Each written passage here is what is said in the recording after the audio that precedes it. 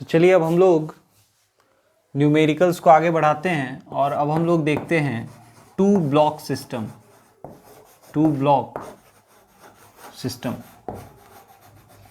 इसमें दो ब्लॉक इस तरह से रखे हुए हैं और इसका एनालिसिस हम लोग को करना है।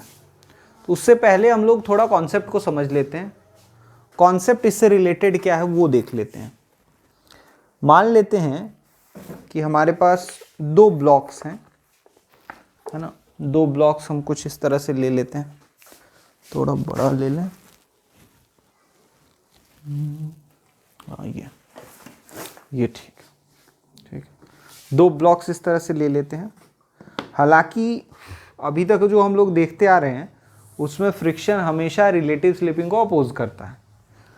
तो इससे कई बार बच्चों को ऐसा कन्फ्यूजन हो जाता है कि फ्रिक्शन मोशन को अपोज करता है, पर ऐसा नहीं है। फ्रिक्शन हमेशा मोशन को अपोज नहीं करता है, वो कभी कभी मोशन को सपोर्ट भी कर सकता है, लेकिन हमेशा वो किस चीज़ को अपोज करता है? रिलेटिव स्लिपिंग को अपोज करता है। किसको अपोज करता है? रिलेटिव स्लिपिंग को। अब देखिए, जैसे अगर हम लोग इसके ऊपर ये फोर्स लगाने की कोशिश करेंगे तो फ्रिक्शन इस मोशन को अपोज करेगा। क्यों करेगा? क्योंकि वो चाहता है कि ये ब्लॉक इसके ऊपर आराम से कांटेक्ट में रहे, साथ साथ रहे, ठीक है। तो वो इसके मोशन को अपोज करेगा। लेकिन अगर हम इस पूरे सिस्टम को बाहर ले जाते हैं, इस पूरे सिस्टम को यहाँ से यहाँ ले जाते हैं, तो क्या होता है? उस समय आप अगर देखिए तो अगर ये पूरा स्मूथ होता तो आप इसको ऐसे खींचते और ये यहीं रह जाता। लेकिन ये ब्लॉक भी इसके साथ आ रहा है। उसका कारण क्या है? इसको कौन मूव करा रहे हैं? क्या हम इस पे फोर्स लगा के इसको एक्सेलरेट कर रहे हैं? नहीं, ये रेस्ट में है। तो इसको मोशन में लाने के लिए कोई ना कोई फोर्स चाहिए कि नहीं? न्यूटन्स फर्स्ट लॉ के हिसाब से तो कोई ना कोई फोर्स लग रहा है इस पे, और वही इसको ले जा रहा है आगे। रेस्ट से इसको मोशन में लाने का काम कोई ना कोई फोर्स कर रहा है, और हम तो लगा नहीं रहे हैं, तो वो यही लगा रहा होगा। ये दो फोर्स लगा सकता है। ये सरफेस एक नॉर्मल रिएक्शन लगा सकता है, फ्रिक्शन लगा सकता है। अगर मोशन इस डायरेक्शन में करना है, इस लाइन के अलॉन्ग मोशन करना है, नॉर्मल रिएक्शन का उसमें कोई रोल नहीं होगा। नॉर्मल रिएक्शन तो इधर मूव नहीं करा सकता। तो ऑब्वियसली इसको कौन मूव करा रहा है? फ्रिक्शन मूव करा रहा है ना। तो फ्रिक्शन इसको मूव करा रहा है, फ्रिक्शन इसको आगे ले जा रहा है। तो हम लोग अगर इसको साथ में ले जाएंगे, इसको खींचेंगे तो इसको साथ में फ्रिक्शन ले जाएगा, लेकिन एक लिमिट तक। उससे ज़्यादा अगर तेजी से खींचेंगे तो फ्रिक्शन इसको साथ में नहीं ले पाएगा, क्योंकि फ्रिक्शन का एक लिमिटिंग वैल्यू होता है। और अगर फ्रिक्शन का एक लिमिटिंग वैल्यू है तो ऑब्वियसली वो उससे ज़्यादा एक्सीलरेशन इसको प्रोवाइड नहीं कर पाएगा। और अगर हम बहुत तेज़ी से इसको खींचेंगे तो ये गिर जाएगा। समझ में आया? बहुत ज़्यादा एक्सीलरेशन देंगे तो ब्लॉक गिर जाएगा। ठीक, तो वही चीज़ का एनालिसिस हम लोग यहाँ न्यूमेरिकल बेसिस से करने जा रहे हैं। चलिए इसका एनालिसिस करके देखते हैं। सबसे पहले हम लोग को निकालना है कि क्या रेंज ऑफ फ्रिक्शन हो कि दोनों साथ साथ मूव करें, है ना। इसमें निकालना है find range of force, find range of force for which both move together, for which both move together. अब देखिए ये क्या है, समझने की कोशिश करते हैं। रेंज ऑफ फोर्स निकालना है। रेंज ऑफ फोर्स दो बार हो गया, तो इसको फोर्स एफ, अच्छा फॉर लिखना था ना, फोर्स लिखना था। For which both move together. Okay, so let's try to solve this. इसको सॉल्व करके देखते हैं। सबसे पहले इसने कहा है कि एफ कितना होना चाहिए जिसके लिए ये दोनों साथ में मूव करें। तो होगा क्या इसमें, उसको समझते हैं। जब हम फोर्स लगाना शुरू करेंगे तो पहले यहां का फ्रिक्शन जगेगा, ठीक है। ये वाला फ्रिक्शन जो है इसको मोशन से रोकने की कोशिश करेगा। अभी जब तक 4 kg मूव करना शुरू नहीं होता है तब तक 2 kg और 4 kg के बीच का जो फ्रिक्शन है वो आराम कर रहा है, वो रेस्ट में है, उसको कोई दिक्कत नहीं है। क्योंकि उसको तब दिक्कत होगा ना जब 2 kg 4 kg आपस में रिलेटिव मोशन में आने लगे। लेकिन अभी F जो है केवल 4 kg को खींचने की कोशिश कर रहा है, तो 4 kg केवल इससे, ये जो टेबल होगा जिस पे रखा हुआ होगा उससे अलग होने की कोशिश कर रहा है, इसीलिए यहां का फ्रिक्शन अभी जगेगा, इस फ्रिक्शन को अभी रेस्ट में रहना है। तो सबसे पहले इस फ्रिक्शन का मैक्सिमम वैल्यू निकाल लेते हैं, क्योंकि दोनों साथ में जाएगा तो नॉर्मल रिएक्शन यहां पे जो आएगा वो दोनों के वजह से होगा, है ना। तो टोटल 60 न्यूटन हो जाएगा नॉर्मल रिएक्शन, है ना। नॉर्मल रिएक्शन इंटू 0.2 कर देंगे तो ये 12 न्यूटन जो होगा ये वो फ्रिक्शन है, ये वो मैक्सिमम फ्रिक्शन है जिसको पहले ओवरकम करना होगा सो दैट ये आगे बढ़ सके। तो सबसे मिनिमम फोर्स जो हम लगाएंगे वो F का मिनिमम वैल्यू आ जाएगा, F minimum comes out to be 12 newton. इससे कम अगर लगाएंगे, मान लीजिए हमने 10 लगाया, ठीक है, मान लीजिए हमने 10 लगाया, तो 10 लगाएंगे तो ये फ्रिक्शन 10 इधर लगा देगा क्योंकि इसका मैक्सिमम वैल्यू 12 है। और अगर जैसे ही इसने 10 लगाया कोई मोशन ही नहीं होगा, जब कोई मोशन नहीं होगा तो 2 kg और 4 kg के फ्रिक्शन तो अभी जगह ही नहीं, ठीक है। तो F मिनिमम हम लोग का 12 न्यूटन आएगा।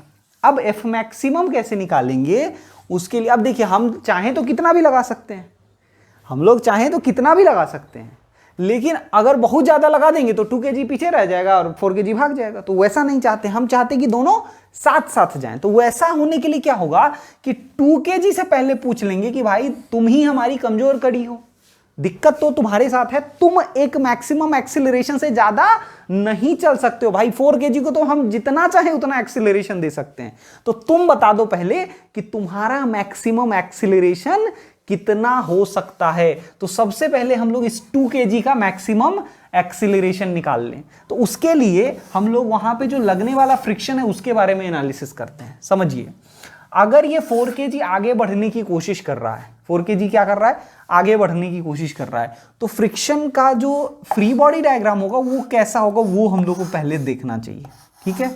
ये फ्री बॉडी डायग्राम कैसा है उसको हम समझते हैं। उधर करते हैं, क्वेश्चन आपने लिख लिया है तो इसको मिटा देते हैं, इधर पूरा एनालिसिस करेंगे, अच्छे से हो पाएगा। तो हम लोग का जो मिनिमम F मिनिमम आया वो यहीं पे लिख लेते हैं, F मिनिमम वो 12 न्यूटन है। अब हम मैक्सिमम निकालने की कोशिश कर रहे हैं, उसके लिए 2 kg ब्लॉक ले लिए।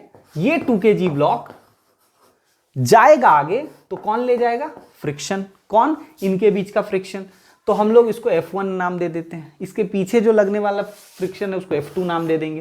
तो ये 4 kg है, ऑब्वियसली 2 kg 4 kg के बीच में जो फ्रिक्शन लग रहा है ये F1 कौन लगा रहा है, 4 kg लगा रहा है। तो 4 kg पे भी तो 2 kg लगाएगा फ्रिक्शन और वो लगाएगा उसके अपोजिट में, तो F1 यहां भी लग गया और नीचे लगेगा F2। तो सबसे पहले F2 को मैक्सिमम पहुंचना है और वो F2 12 न्यूटन होना है, कोई दिक्कत नहीं। पहले हम लोग इसका मैक्सिमम एक्सीलरेशन निकालना चाहते हैं, जो भी एक्सीलरेशन होगा वो F1 की वजह से ही होगा।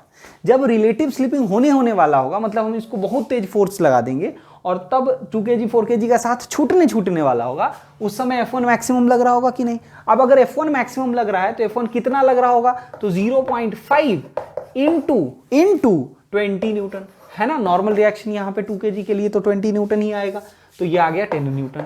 F1 कितना आ गया, 10 न्यूटन। तो 10 न्यूटन इसका मैक्सिमम फोर्स इस पे लग सकता है आगे की ओर, उससे ज्यादा फोर्स नहीं लग सकता है। तो इसका मैक्सिमम एक्सीलरेशन कितना हो सकता है, इसका मैक्सिमम एक्सीलरेशन जो हो सकता है वो है 10/2, फोर्स बाई मास एक्सीलरेशन दे देगा 5 मीटर पर सेकेंड स्क्वायर। तो भाई साहब उसका पता चल गया कि ये तो मैक्सिमम 5 से जाएगा। अब ये फोर्स F इतना ही होना चाहिए कि इस पूरे सिस्टम को मैक्सिमम 5 से ले जाए। अगर इसको कोशिश करेगा 6 से ले जाने का तो वो पीछे छूट जाएगा, ठीक है। तो वो फोर्स इस हिसाब से होना चाहिए, ये फोर्स इस हिसाब से होना चाहिए। हम लोग को इसके फ्री बॉडी डायग्राम को बनाने की जरूरत भी नहीं है ना। हम लोग पूरे सिस्टम को चाह रहे हैं कि 6 के एक्सेलरेशन से जाए, तो केवल हम लोग क्या करेंगे, पूरा का कंबाइंड फ्री बॉडी डायग्राम बना लें। अगर हम यहाँ 6 kg ले लें, यहाँ पे फोर्स लगा दें F, पीछे तो 12 न्यूटन लगना ही लगना है ना, क्योंकि दोनों को साथ में ले जाएंगे। तो कंबाइंड सिस्टम बना दिए, और पूरे कंबाइंड सिस्टम को मैक्सिमम कितना एक्सेलरेशन देना है, 5। तो F minus 12 must be equal to mass into acceleration. तो मास 6 और एक्सेलरेशन 5, ठीक है। तो F का वैल्यू कितना आ गया, 12 प्लस 30 यानी 42 न्यूटन। ये मैक्सिमम फोर्स है जो हम लगा सकते हैं for which both move together. Minimum move कराने के लिए 12 न्यूटन चाहिए और मैक्सिमम 42, इससे ज़्यादा अगर लगा दिए तो दोनों सेपरेट हो जाएगा। आई होप समझ में आ गया होगा, कॉपी कर लीजिए। तो चलिए अब नेक्स्ट क्वेश्चन को समझते हैं। इसमें हम लोग के पास 1 kg ब्लॉक है, यहाँ पे दोनों सरफेस के बीच में जो फ्रिक्शन का कोफिशिएंट दिया हुआ है वो 0.5 और 0.4 दिया हुआ है, एक स्टैटिक फ्रिक्शन एक काइनेटिक फ्रिक्शन, और म्यू दिया हुआ है 0.3, फोर्स लगा रहे हैं 18 newton. We have to find the acceleration of both the blocks, और ये भी पता करना है कि वो दोनों साथ में जाएगा या सेपरेट हो जाएगा। तो चलिए सबसे पहला काम हम लोग का ये होता है कि इस 1 kg से पूछ लें कि भाई साहब तुम मैक्सिमम कितने एक्सीलरेशन से जा सकते हो। तो चलिए पहला काम करते हैं, 1 kg का हम लोग फ्री बॉडी डायग्राम बना लेते हैं। 1 kg अगर साथ में रहेगा तो स्टैटिक फ्रिक्शन की ज़रूरत पड़ेगी, काइनेटिक की ज़रूरत नहीं पड़ेगी। तो ऑब्वियसली फ्रिक्शन इधर लगेगा, कितना लगेगा, तो F जो होगा या F1 अगर ले लेते हैं तो वो आएगा 0.5 × 10 आएगा कि नहीं। तो ये आ गया 5 न्यूटन, फोर्स कितना आ गया 5 न्यूटन। तो इसका मैक्सिमम एक्सीलरेशन कितना हो सकता है, A maximum will be equal to, ये मैक्सिमम केस में बता रहे हैं है ना, तो A मैक्सिमम विल बी 5/1 यानी 5 मीटर पर सेकेंड स्क्वायर। ये इसका मैक्सिमम एक्सीलरेशन हो सकता है। अब हम लोग कंबाइंड सिस्टम बना के देखते हैं कि उसका एक्सीलरेशन यहाँ पे है कितना। अगर वो 5 से कम हुआ या 5 तक हुआ तो दोनों साथ में जाएंगे और दोनों का कंबाइंड एक्सीलरेशन 5 रहेगा, उतना रहेगा। लेकिन अगर ये कंबाइंड सिस्टम का एक्सीलरेशन ज़्यादा हो गया तो हम लोग को अलग तरह से एनालिसिस करना पड़ेगा। तो सबसे पहले अब कंबाइंड सिस्टम का फ्री बॉडी डायग्राम बना लेते हैं। ये है 3 kg, इधर है 18 न्यूटन और इधर लग गया 30 × 0.3 यानी कि 9 न्यूटन आया। अब 18 उधर है और 9 इधर है, नेट फोर्स बाई मास कर देंगे तो एक्सेलरेशन आ जाएगा 18 - 9 नेट फोर्स बाई मास यानी 3, तो ये हो गया 3 मीटर पर सेकेंड स्क्वायर है ना।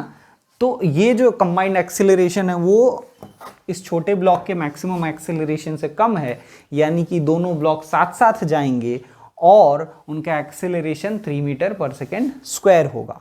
अगर इनके बीच के फ्रिक्शन की बात करें, ये भी पूछा जा सकता है कि इनके बीच में कितना फ्रिक्शन लग रहा होगा है ना। तो अगर वो पूछा जाए तो हम लोग 1 kg का या 3 kg का किसी एक का, 1 kg या 2 kg किसी एक का फ्री बॉडी डायग्राम बना के और वो निकाल सकते हैं। क्यों केवल 1 kg का बना के देख लेते हैं। 1 kg है, इसको कौन आगे ले जा रहा है, तो F1 ही तो ले जा रहा है। यहाँ भी तो F1 लग रहा था, लेकिन ये F1 मैक्सिमम था। लेकिन अभी उतना का ज़रूरत नहीं है क्योंकि एक्सेलरेशन कम है, 3 मीटर पर सेकेंड स्क्वायर ही है। तो वो F1 कितना होना चाहिए, तो F1 होना चाहिए इसका मास इंटू जिस एक्सेलरेशन से वो जा रहा है यानी 3 न्यूटन लग रहा होगा। फ्रिक्शन अभी अपने मैक्सिमम वैल्यू पे नहीं पहुंचा है। आई होप आपको समझ में आया होगा, जल्दी से कॉपी कर लीजिए। चलिए तो अब नेक्स्ट क्वेश्चन को सॉल्व करके देखते हैं। एकदम सेम फिगर है, केवल हम लोग का फोर्स 24 न्यूटन हो गया है। अब देखिए इस केस में फिर से अगर इसका मैक्सिमम एक्सेलरेशन निकाला जाए तो डेटा सेम है, तो ए मैक्स कितना आ जाएगा, ए मैक्स वही रहेगा 5 मीटर पर सेकेंड स्क्वायर। मतलब बस अब हम लोगों को कंबाइंड सिस्टम चेक कर लेना है। कंबाइंड सिस्टम में वो 3 kg है और इसमें फोर्स लग रहा है 24 न्यूटन और इधर फ्रिक्शन लगा रहा होगा कितना 9 न्यूटन, बिल्कुल पिछले क्वेश्चन की तरह। अब पूछा जाए कि बताओ नेट फोर्स कितना है, चलिए एक्सेलरेशन निकाल लेते हैं। नेट फोर्स 24 - 9 अपॉन मास यानी 3, 24 - 9 is 15/3, so it is 5 metre per second square. अच्छा, तो दोनों का एक्सीलरेशन सेम ही आ गया, इसका मैक्सिमम एक्सीलरेशन और पूरे कंबाइंड सिस्टम का एक्सीलरेशन सेम आ गया। मतलब ये वो सिचुएशन है जिस समय ये on the verge of slipping है, ये पूरा सिस्टम on the verge of slipping है, मतलब लगभग अब स्लिप होने ही वाला है। अगर अब थोड़ा भी ज्यादा फोर्स कर दिया जाए तो अब 1 kg 2 kg के साथ जा नहीं पाएगा क्योंकि फ्रिक्शन उसका साथ अब दे तो रहा है, लेकिन अब फ्रिक्शन के औकात की बस की बात नहीं है कि वो जितना 3 kg का एक्सिलरेशन है उतना उस 1, या ये कहें कि 2 kg का एक्सिलरेशन है उतना 1 kg को भी दे सके। इसीलिए अब इसके बाद अगर फोर्स बढ़ा तो एक्सिलरेशन अलग अलग होगा, वो केस भी देखेंगे। पहले इसको कॉपी कर लीजिए। तो चलिए अब हम लोग देखते हैं, अगर हमने फोर्स 30 न्यूटन कर दिया तब इन दोनों के बीच का एक्सिलरेशन या इन दोनों का इंडिविजुअल एक्सिलरेशन क्या होगा। तो सबसे पहले तो ये देख लें कि मैक्सिमम एक्सिलरेशन अभी भी ऊपर वाले ब्लॉक का यानी 1 kg ब्लॉक का कितना होगा, 5 मीटर पर सेकेंड स्क्वायर। लेकिन अब क्या होगा, क्या अब कंबाइंडली अगर एक्सिलरेशन निकालेंगे जो कि 3 kg का निकालना होगा, और वो है 30 न्यूटन इधर लगता हुआ फोर्स, इधर है 9 न्यूटन लगता हुआ फोर्स, एक्सिलरेशन अगर कंबाइंड निकाला जाए तो ये आ जाएगा 30 माइनस 9 यानी 21/3 यानी 7 मीटर पर सेकेंड स्क्वायर। पर अब तो यहां समस्या है, क्या 1 kg 7 से जा सकता है? नहीं, उसका मैक्सिमम एक्सिलरेशन जो पॉसिबल है वो कितना है, 5 metre per second square possible है, तब तो वो जाएगा नहीं ऐसे। इसका मतलब है कि पहली बार अब 1 kg और 2 kg बिछड़ जाएगा, मतलब सेपरेट हो जाएगा। तो वैसे सिचुएशन में क्या हो रहा होगा, दोनों के मोशन को अलग अलग एनालिसिस करेंगे। तो अभी क्या है, 1 kg का फिर से फ्री बॉडी डायग्राम बनाना पड़ेगा और फिर से उसका एक्सेलरेशन निकालना पड़ेगा, क्योंकि अब रिलेटिव स्लिपिंग हो चुका है। तो कौन सा फ्रिक्शन प्ले में आ जाएगा, काइनेटिक फ्रिक्शन। इसीलिए 1 kg पे जो अब लगने वाला फोर्स होगा इधर, वो रहेगा 10 × 0.4 यानी 4 न्यूटन इधर लगेगा। ठीक है, 4 न्यूटन लगेगा 1 kg के लिए। और 2 kg के लिए भी अब सेपरेट फ्री बॉडी डायग्राम बनाना पड़ेगा।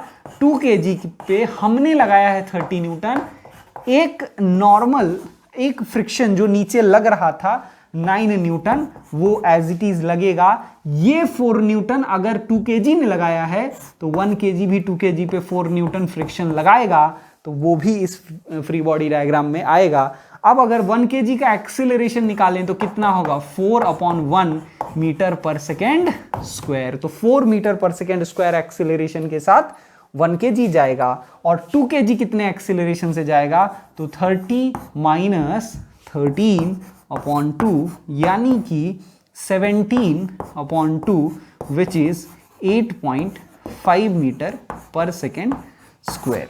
तो ये होगा 2 kg का एक्सिलरेशन और वो हो गया 1 kg का एक्सिलरेशन। दोनों अलग अलग एक्सिलरेशन से जाएगा। जल्दी से कॉपी कर लीजिए। तो चलिए अब नेक्स्ट क्वेश्चन देखते हैं। इसमें हमारे पास 2 ब्लॉक है, 5 kg और 10 kg, और हम लोग इस पे 10 न्यूटन फोर्स लगा रहे हैं। मतलब ये जो फोर्स है वो टाइम के साथ वेरी कर रहा है। ठीक, और इनके बीच में कोफिशिएंट ऑफ फ्रिक्शन 0.5 है। अभी हम लोगों ने नीचे वाले सरफेस को स्मूथ लिया है। ठीक, हम लोग को करना है 80 graph draw both the blocks के लिए। ठीक है, इसमें और टफ किया जा सकता है, 0.4 अलग, 5 4 ऐसा म्यू एस म्यू के दे दें, इसमें भी म्यू एस म्यू के दे दें। तो उन सिस्टम्स को भी देखेंगे। पहले अभी एक सिंपल केस को बना के देखते हैं, फिर दोनों को बना के देखेंगे। चलिए हम लोग इसको करने की कोशिश करते हैं, इसका एनालिसिस करते हैं। तो इसके एनालिसिस में ही पहला पार्ट यही आता है कि 5 kg का हम लोग मैक्सिमम एक्सिलरेशन निकाल लेंगे। क्या निकाल लेंगे, 5 kg का मैक्सिमम एक्सिलरेशन। तो ये 5 kg है। अब हम लोग इस पर फ्रिक्शन लगा देते हैं F1, जैसा कि हम इसको हमेशा कहते आ रहे हैं। तो F1 हो जाएगा 0.5 × 50 न्यूटन, तो 25 न्यूटन हो जाएगा, है ना। और अगर ये फ्रिक्शन 25 न्यूटन है तो A मैक्स कितना हो जाएगा, तो मैक्सिमम एक्सिलरेशन होगा 25/5 यानी 5 मीटर पर सेकेंड स्क्वायर। ठीक है, A मैक्स आ गया 5 मीटर पर सेकेंड स्क्वायर। मतलब ये जब तक combined system 5 metre per second square से चल रहा है तब तक ठीक है, या उससे कम से चल रहा है तब भी ठीक है। लेकिन अगर उसके बाद चला तो फिर दोनों सेपरेट हो जाएगा, ये बात तय है। तो चलिए अब हम लोग कंबाइंड सिस्टम बनाते हैं। कंबाइंड सिस्टम अगर हम बनाएंगे, बहुत अच्छी बात है, 15 kg इधर लग रहा है 10 T न्यूटन। तो हम लोग को वो टाइम निकाल लेना है जिसमें acceleration 5 metre per second square हो रहा है। क्योंकि वहां तक दोनों साथ साथ जाएगा, दोनों का ग्राफ एक साथ बनेगा और उसके बाद ग्राफ चेंज हो जाएगा। तो हम लोग को 80 ग्राफ जो दोनों का ड्रॉ करना है वो हम ड्रॉ कर पाएंगे। अच्छी बात यह है कि ये स्मूथ है, तो हम लोग को बाहर इधर कितना फोर्स लग रहा है उससे चिंता नहीं करनी है। तो देखिए हम लोग एक्सीलरेशन अगर निकालें तो 10t/15 ये आएगा, किसी भी टाइम पे ये एक्सीलरेशन होगा, काट देंगे तो ये आ जाएगा 2t/3, है ना। तो ये एक्सीलरेशन हो गया। कितने टाइम पे ये एक्सीलरेशन 5 के बराबर होगा, तो 2t/3 इक्वल्स टू 5 यानी इक्वल्स टू 15 हो जाएगा। तो t इक्वल्स टू 7.5 सेकेंड आ जाएगा। इतने सेकेंड तक दोनों साथ साथ जाएगा और इतने सेकेंड तक इसका एक्सीलरेशन 2t/3 होगा, ठीक। तो अगर हम इसका ग्राफ ड्रॉ करें तो कैसा ग्राफ होगा, देखिए अगर हम इसका ग्राफ ड्रॉ करेंगे तो देखिए 0 t इक्वल्स टू 0 से ही मोशन में आ जाएगा, क्योंकि कोई फ्रिक्शन इसको रोकने वाला तो है नहीं। तो t इक्वल्स टू 0 से इसका मोशन शुरू हो जाएगा, एक्सीलरेशन शुरू हो जाएगा और ये चलेगा तब तक जब तक टाइम 7.5 सेकेंड ना हो जाए। जब वहां पे पहुंच जाएगा 7.5 सेकेंड टाइम हो जाएगा, उसके बाद क्या होगा वो हम लोग को समझना है। उसके बाद 5 kg अलग हो जाएगा, 10 kg अलग हो जाएगा। तो अब हम लोग उसका सेपरेट फ्री बॉडी डायग्राम बना के देखेंगे। तो ये तो बहुत आसान है, ये तो आप हमेशा ही बना सकते हैं। तो इसको मिटा रहे हैं और हम लोग बाद में सेपरेट का एनालिसिस करके देखते हैं। हालांकि सेपरेट वाले में भी ये काम आता ही है ना। 5 kg का उस समय एक्सीलरेशन, क्योंकि अब मैक्सिमम फ्रिक्शन लगेगा, इसमें भी काइनेटिक की बात नहीं है तो कोई फोर्स चेंज होने की बात नहीं होगी। तो ये अभी भी 25 न्यूटन फोर्स लग रहा होगा और इसका एक्सीलरेशन जो होगा वो 5 metre per second square continue होगा, ठीक है, जब तक गिरेगा नहीं तब तक। तो हम लोग सफिशिएंटली लॉन्ग मानते हैं कि गिरेगा नहीं। और अगर हम 10 kg ब्लॉक की बात करें, 10 kg ब्लॉक की बात करें तो 10 kg ब्लॉक पे फोर्स 10t लग रहा है। तो इसका अगर एक्सीलरेशन निकालिएगा, अच्छा इसमें एक चीज़ ध्यान रखना है हम लोग को कि अगर 25 इधर लग रहा है तो इधर भी तो 25 लगेगा कि नहीं लगेगा, एकदम लगेगा, है ना। तो सेपरेट फ्री बॉडी डायग्राम बना रहे हैं। तो ये 10 kg पे 10t और -25, तो इसका एक्सीलरेशन निकालेंगे तो 10t -25/10 हो जाएगा, क्योंकि 10 kg मास है इसका। तो ये कट जाएगा, मतलब दोनों से कटेगा और फाइनली आपके पास t -5/2 आ जाएगा, ठीक है। ये एक्सीलरेशन आ गया। तो इसका अलग एक्सीलरेशन हो गया, उसका अलग एक्सीलरेशन हो गया। तो दोनों का ग्राफ ड्रॉ करना होगा, क्योंकि ये कांस्टेंट एक्सीलरेशन है तो इसका एक्सीलरेशन बाद में ऐसे कांस्टेंट बना देंगे, ठीक है। तो ये जो ग्राफ पूरा बना ना, ये 5 kg के एक्सीलरेशन का ग्राफ है, ठीक। 7.5 सेकेंड के बाद इसका कांस्टेंट एक्सीलरेशन हो जाएगा और वो होगा 5 मीटर पर सेकेंड स्क्वायर। और अगर इसकी बात की जाए तो 7.5 सेकेंड के बाद इसका एक्सीलरेशन ये हो जाएगा। अच्छा, एक चीज और ये है कि ये स्लोप कम है, इसका स्लोप कितना था, 2/3 था। देख रहे हैं एक्सीलरेशन स्ट्रेट लाइन है, ठीक है, पासिंग थ्रू ओरिजिन, तो 2/3 उसका स्लोप हो गया। इसका स्लोप 1 है तो एंगल ज्यादा होगा, तो ये भी जो लाइन होगा। अच्छा, और उसके अलावा इसका y इंटरसेप्ट है जो कि नेगेटिव है, तो इस तरह का कुछ ग्राफ बन जाएगा हाइयर स्लोप के साथ, हाइयर स्लोप के साथ ये इस तरह का ग्राफ बनेगा, ठीक है। ये एंगल ज़्यादा हो जाएगा इस तरह से कि ये जाएगा तो ये -5/2 पे कट करेगा नीचे, समझ में आया। तो ये हॉरिजॉन्टल हो गया। तो ये वाइट से यहाँ तक ये वाला जो ग्राफ है वो 5 kg के लिए हो गया और यहाँ से ये वाला जो ग्राफ है वो 10 kg के लिए हो गया। आई होप समझ में आ गया होगा, जल्दी से कॉपी कर लीजिए। तो चलिए अब हम लोग थोड़ा डेटा चेंज करके थोड़ा और इसको टफ बना के क्वेश्चन को सॉल्व करने की कोशिश करते हैं। इसमें μs 0.5 दिया हुआ है, μk 0.4 दिया हुआ है और नीचे वाले सरफेस के लिए केवल म्यू दिया हुआ है 0.3। बेस्ड ऑन दिस हम लोग को 80 ग्राफ ड्रॉ करना है, दोनों का ही सेपरेटली, जैसा कि पिछले क्वेश्चन में किए। तो अब हम लोग ऐसा करके देखते हैं। अगेन हम लोग 5 kg का करते हैं। तो 5 kg के लिए मैक्सिमम एक्सेलरेशन कितना हो सकता है, तो obviously 5 metre per second square 25 Newton लगेगा, है ना। तो एक्सेलरेशन आ जाएगा, साथ में जाने के लिए एक्सेलरेशन आएगा 5 मीटर पर सेकेंड स्क्वायर। लेकिन अगर कभी छूट गया, अगर दोनों का साथ छूट गया, उसके लिए भी तैयार हो जाते हैं ना, उसके लिए भी यहीं पे बना लेते हैं। उसके लिए फोर्स कितना लगेगा, mu S into N, N जो है 50 इंटू 0.4, तो उस समय 20 न्यूटन लगेगा। और तब उस समय एक्सीलरेशन जो आएगा वो आएगा कितना, 20/5 यानी 4 मीटर पर सेकेंड स्क्वायर।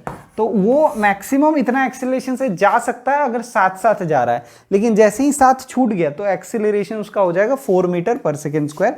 ये पूरा हमने तैयार कर लिया, दोबारा नहीं ड्रॉ करना पड़े इसके लिए। अब हम लोग कंबाइंड सिस्टम का एक्सीलरेशन निकाल के देखते हैं कितना आता है। तो कंबाइंड सिस्टम का एक्सीलरेशन अगर निकालेंगे तो देखिए, सबसे पहले कंबाइंड सिस्टम का फ्री बॉडी डायग्राम बना लिया जाए। 15 kg और इधर लग रहा है 10 न्यूटन, और अगर आप ध्यान से देखिए तो 150 इसका न्यू नॉर्मल रिएक्शन हो जाएगा। तो 150 इंटू 0.3 यानी कि 45 न्यूटन ये इधर लग रहा है, ठीक है। तो ये हो गया। अगर एक्सीलरेशन कंबाइंड सिस्टम की बात करें तो एक्सीलरेशन आ जाएगा 10t माइनस 45 अपॉन 15, है ना, ये आ गया। तो ये हो जाएगा 2t/3 माइनस 3, ये हो गया acceleration, 2t/3 minus 3, this is the acceleration we have, ठीक। अब एक बार एक्सीलरेशन ये निकल गया, कितना मैक्सिमम जा सकता है जहां तक साथ साथ जाए, तो 5 जा सकता है। तो हम लोग वो टाइम निकाल लेंगे जिस टाइम पे दोनों का एक्सीलरेशन 5 हो जाएगा। तो क्या करेंगे, 2t/3 माइनस 3 इक्वल्स टू 5 लिख लिया, 8 हो जाएगा, और 8 इंटू 3 मतलब 24। तो पहले कर लेते हैं, 2t/3 इक्वल्स टू 8, तो 24/2 करेंगे तो t इक्वल्स टू 12 सेकेंड आ जाएगा, है ना। तो ये वो टाइम आ गया जब दोनों साथ साथ नहीं रह पाएगा। तो एक बार जब ये टाइम निकल गया तो बाकी हम लोग ग्राफ आराम से ड्रॉ कर सकते हैं। उसके साथ साथ हम लोग को ये भी निकालना पड़ेगा कि उस 10 kg का सेपरेट जब हो जाएगा, आफ्टर 12 सेकेंड जब दोनों सेपरेट होगा तो 10 kg का एक्सेलरेशन कितना होगा। तो उसके लिए वही करना है, उस समय जब सेपरेट हो जाएगा तब तो ये फ्रिक्शन आ जाएगा पिक्चर में 20 न्यूटन, तो इधर भी 20 न्यूटन लगेगा पीछे की ओर, और नीचे वाला फ्रिक्शन 45 न्यूटन तो लगता ही रहेगा, और एक आगे की ओर फोर्स जो 10t लगा रहे हैं वो भी लगता रहेगा। तो इसका एक्सेलरेशन क्या हो जाएगा, 10t माइनस 65 अपॉन 10, और ये हो जाएगा t माइनस 6.5। ये हो जाएगा एक्सेलरेशन इंडिविजुअली 10 kg का। तो ये अब हमने सारे एक्सेलरेशन के वैल्यूज निकाल लिए कि कंबाइंड एक्सेलरेशन ये होगा, इंडिविजुअली जब सेपरेट हो जाएगा तो acceleration 4 metre per second square हो जाएगा 5 kg का, और इसका कंटिन्यूसली चेंज करेगा। तो एक बार जब ये हमने सारा कुछ लिख लिया है तो अब हम लोग को क्या करना है, बस ग्राफ ड्रॉ कर देना है, ठीक है।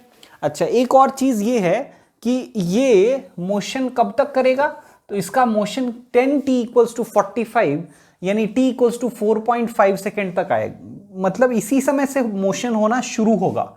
सोचिए आप कि जब ये चलना शुरू होगा तो जब तक इस फ्रिक्शन को ओवरकम नहीं करेगा, यानी 45 न्यूटन को ओवरकम नहीं करेगा, तब तक वो चलना शुरू ही नहीं करेगा। तो मोशन स्टार्ट होगा t इक्वल्स टू 4.5 सेकेंड से। तो चलिए अब बेस्ड ऑन एवरी इक्वेशन जो हम लोगों के पास है, ये है एक्सेलरेशन का इक्वेशन, दूसरा ये है एक्सेलरेशन का इक्वेशन, और तीसरा ये है एक्सेलरेशन का इक्वेशन। इसके बेसिस पे अब हम लोग ग्राफ ड्रॉ करेंगे। तो ये तीनों इक्वेशंस रहने देते हैं, इसको मिटा दे रहे हैं और यहां पे ग्राफ ड्रॉ कर लेते हैं। तो चलिए ग्राफ कैसे ड्रॉ होगा वो देख लेते हैं। तो अब क्या करना है हम लोग को, शुरू में एक्सेलरेशन 0 है अप टू 4.5 सेकेंड, है ना। इसके बाद एक्सेलरेशन कंबाइंड एक्सेलरेशन है 2t/3 माइनस 3, है ना। तो वो एक्सेलरेशन स्लोप के साथ कुछ इस तरह का आएगा, कम स्लोप होगा, 2/3 इसका स्लोप होगा। tan थीटा यहाँ पे 2/3 है, 2/3 है। अब देखिए ये tan थीटा का वैल्यू है 2/3। अच्छा, एक और चीज ये है कि इसमें जो किस टाइम पे ये पहुंच जाएगा, ये 12 सेकेंड तक ऐसा चलेगा, है ना। 12 सेकेंड तक दोनों साथ साथ हैं, दोनों कब तक साथ हैं, 12 सेकेंड तक दोनों साथ हैं। तो 12 सेकेंड तक यही जाएगा। अब 12 अगर आप इसमें पुट करिएगा तो 4 इंटू 2 8 माइनस 3 यानी 5 पे पहुंच गया। एक्सेलरेशन अभी 12 सेकेंड पे 5 मीटर पर सेकेंड स्क्वायर है। इसके बाद क्या होगा, इसके बाद हम लोग को थोड़ा सा सोचना है। इसके बाद दोनों अलग हो जा रहा है, तो एक्सेलरेशन जो 5 kg का है वो हो जा रहा है 4 मीटर पर सेकेंड स्क्वायर, यानी कि थोड़ा नीचे आके 5 kg वाले का एक्सेलरेशन थोड़ा नीचे आके कांस्टेंट रह जाएगा और वो रह जाएगा 4 मीटर पर सेकेंड स्क्वायर। और 12 सेकेंड के जस्ट बाद एक्सेलरेशन जो 10 kg का है वो इस रिलेशन को फॉलो करने लगेगा। यानी अगर 12 सेकेंड पे ये वैल्यू निकालेंगे तो 12 अगर इसमें पुट करेंगे तो आ जाएगा 5.5। तो 5.5 यानी थोड़ा ऊपर, 5 से थोड़ा ऊपर करके और उसके बाद हल्का बड़ा स्लोप के साथ, सच दैट कि ये tan थीटा 1 हो, है ना, ये tan थीटा कितना हो जाए 1 हो, ये एक्सेलरेशन इस तरह से जाने लगेगा। तो आई होप आप लोगों को ये समझ में आया होगा। तो इस तरह के ग्राफ्स वाले क्वेश्चन अगर आते हैं तो वो भी हम लोग बहुत ही आसानी से, अगर कॉन्सेप्ट हो तो हम लोग बना सकते हैं। कॉपी कर लीजिए।